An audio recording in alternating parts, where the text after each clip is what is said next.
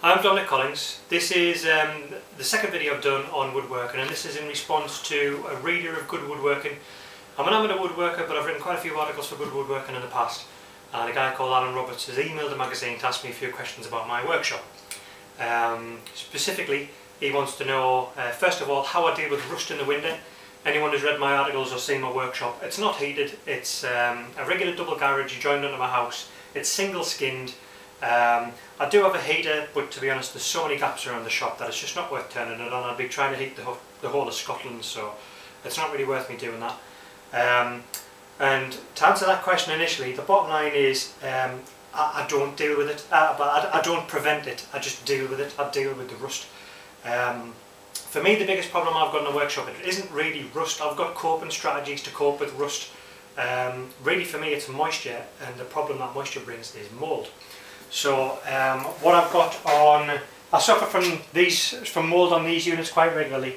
It's mainly wherever a unit is, where there's no air to pass by it, I get mould on it. So this is my router table that I had in the last video. I haven't really used this all winter. The bottom line is, with no heating in the garage, this winter was particularly cold. It was down at -16. No way I'm going to work in the workshop when it's -16. Can't feel your fingers, there's all kinds of problems.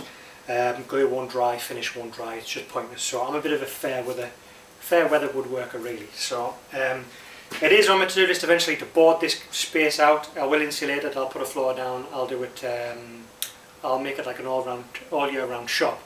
But I've got other interests that I do in the winter, so I'm not that bothered that I have about 3 months of the year when I take a break. So like I said, the big problem I've got is mould. So I can see on my router table, this is one of the most common spots I always get mould, and basically every winter, or every few months really, I get driving rain coming under the garage door, and obviously the water gets in, it evaporates, it settles on the tools, so rust's quite a big problem, and mould's quite a big problem for me. So what I do to cope with that is basically I do this. Now I've gone to just a regular garden centre and I bought a regular little garden sprayer, and I simply fill that up with Tesco, Asda, Walmart if you're watching this in the States. They're Bobby Basic own brand bleach, and it's about 60p for a big 2 litre container, and I simply pop that in and I just spray it on. Sometimes it needs 2 applications, it takes about 10-15 minutes.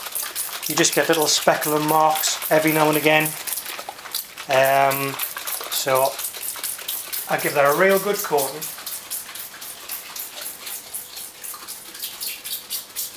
and I'll just leave that to run down.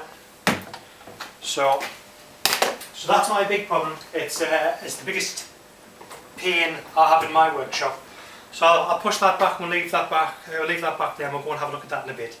So the second point obviously is rust. Now I say rust isn't really a big deal. Now there's 2 ways of coping with rust if you've got a workshop where it's prone to moisture.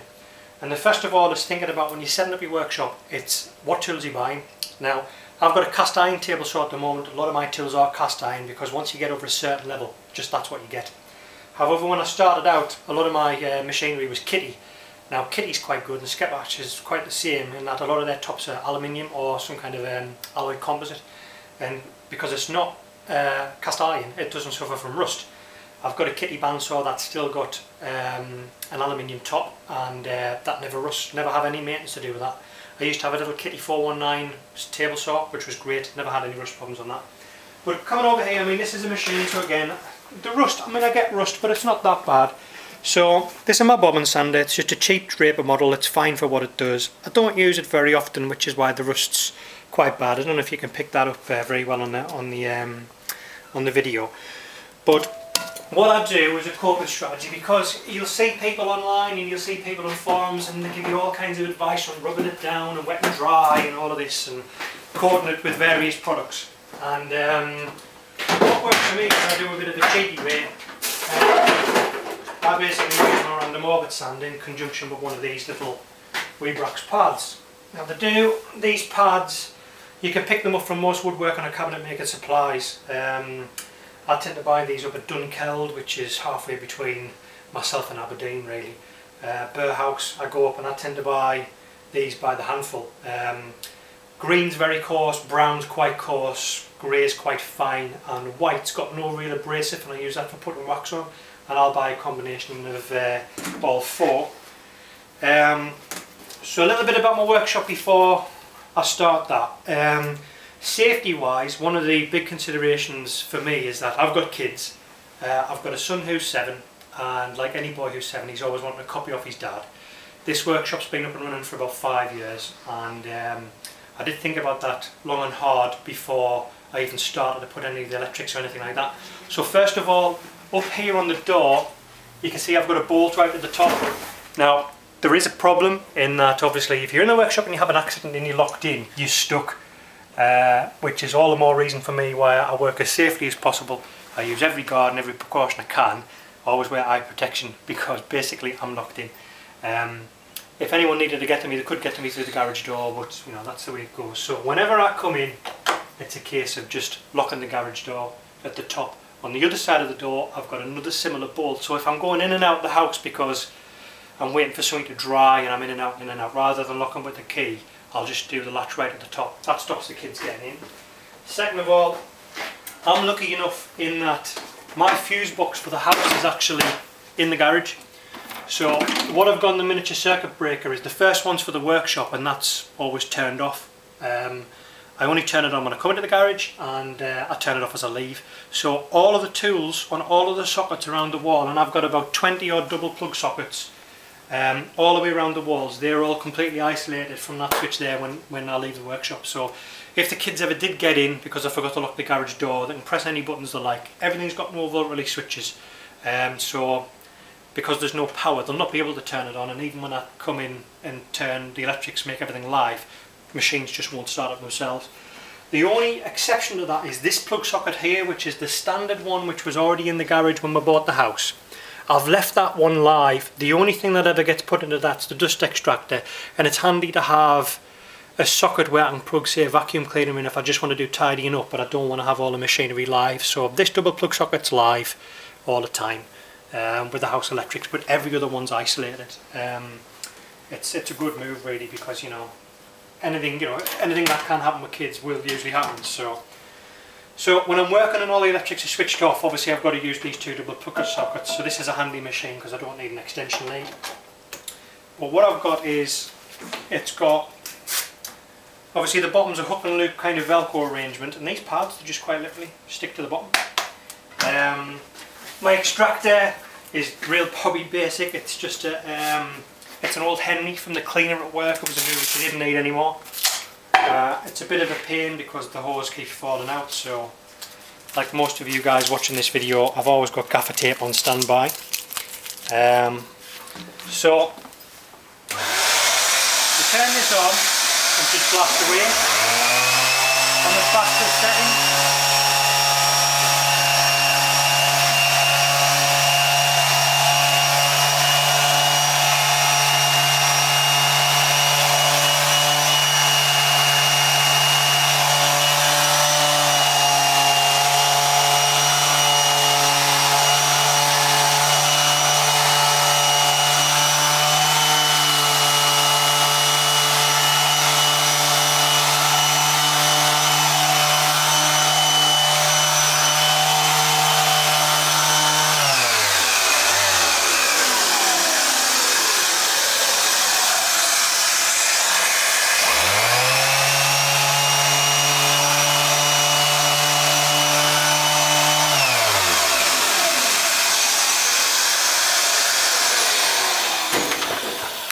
So I mean, that took what, 30 seconds, and that's more than clean enough for what I want to do.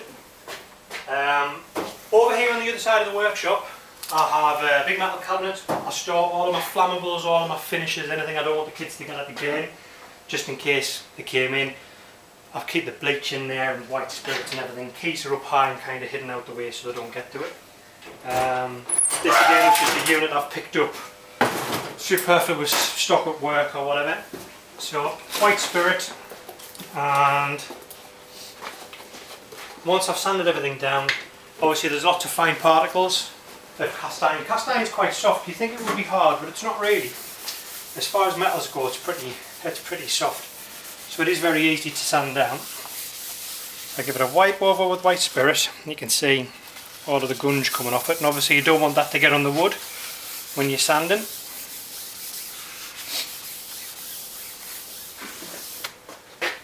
So I'll do that, and then that's it basically. Every machine I've got which is cast iron suffers from that problem, and basically I'll give it a bit more of a good better going over than I have just there at the start of the spring after the winter. My table saw over here is that suffers from the same problem. I've built an outfeed table which doubles up as my workbench because obviously I'm limited on space. So this is also my layout table. I can take the crown guard off and wind the blade right down, and they end up with about a 4-foot square table. Now I'm quite bad because I'll do a glue up on here and I'll drop little bits of glue. Now in glue is obviously water, so wherever the glue lies I'll end up getting rust. So on pieces like this, tops like this where I've got little issues like that, I'll just get a regular standing knife blade and I'll scrape off all the excess, any little bits like that, and then the same again, I'll hit it with a sander with one of the brown pads. When I've done all of that and everything's clean, to try and keep it at bay, you can buy things. Rutland sell a kind of rust inhibitor just for cast iron work surfaces. I've bought it before. It's really expensive, and I mean it works, don't get us wrong, it works, but I mean a couple of months later when it's back, it's very easy to rub off. If you do spill a little bit of glue or whatever and you wipe it off with a damp rag and then dry it off, you've effectively wiped all that finish away. It's quite expensive, you know, so I tend to use just black bison wax, so I'll wax everything. That means everything, all of the wood just slides over all the surfaces. It's especially good for the planer thicknesser, which has a cast, well, it's a planer thicknesser that I only use as a thicknesser, but it's got a cast iron bed. I use it on that and it makes things flow much easier. Right, so it's been about half an hour. I sprayed the bleach on to the side and it did need a second application, so the last snippet of video was 12 minutes long. I've gone back, I've sprayed it again, it's been about another 12 minutes, it's about half an hour, so we'll see how we did on this. So, if you pull it out, again, that's good enough, and that's what I do to keep it at bay. Every now and again, once every couple of years, something like that, I give it a light rub down and I give it a revarnish. And that just gives an easier surface to get any mould off. One other point of note for moisture control. Now whenever you buy anything offline, especially online, especially electrical items, you tend to get these little sachets of crystals which absorb moisture. And whenever I get any of them, I keep them. And so I've got all my work storage drawers where I've got planes or anything metal or chisels or anything like that. You'll see scattered around with all of my planes, you've got these little silica gel packets. So these get replaced maybe, well, just whenever I get a shipment in or whenever I purchase something. If it's got a couple of these in the bottom of the box, I'll come in, I'll take two out that I've known have been in a while. Really what I should do is write a little date on to see how long they've been in and take the oldest ones out and throw some more in. But I mean, I've got a roll there with a load of good quality chisels in, and I've got a couple of those little silica wrappers in there. I never get any rust problems on any of those tools because of that. Also usually I've got the tornado router bit storage which I showed in the router video. I've usually got a couple in there just stacked in the shelves behind the router bits, and that stops any router bits getting rusty. So that about rounds it up for moisture control and rust control in the workshop. The next video I'm going to do workshop layout. I've been asked questions on that as well. I'll cover electrics, I'll cover dust extraction, and I'll cover machine layout. So speak to you then.